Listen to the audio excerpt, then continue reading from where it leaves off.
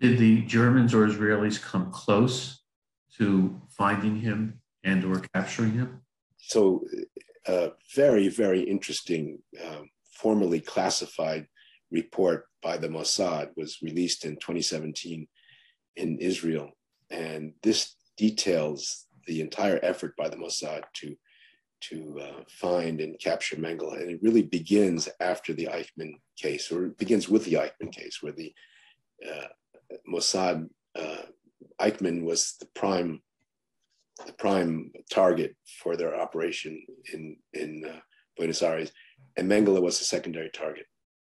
And although ironically, Mengele was already no longer in Argentina at the time, was in Paraguay, but once they had Mengele in the safe house in Buenos Aires, they went out to Mengele's former residence. They questioned people. They tried to get him, but he was long gone. But they began then with a very comprehensive and at the beginning well-funded effort to locate him. There were a lot of wild goose chases, but the Israelis were able to recruit a very effective agent, a Dutch journalist who had done a series of interviews with Eichmann. And through him, they were able actually to discover the people who had helped Mengele, got him to Brazil.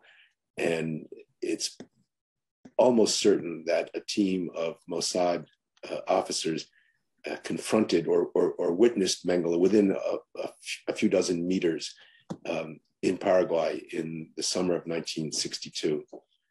They dropped.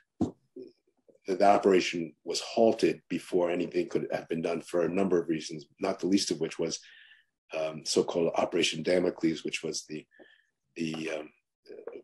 attempt by the Mossad to break up or to disrupt the activities of German scientists who were working with the Egyptians in their ballistic rocket program.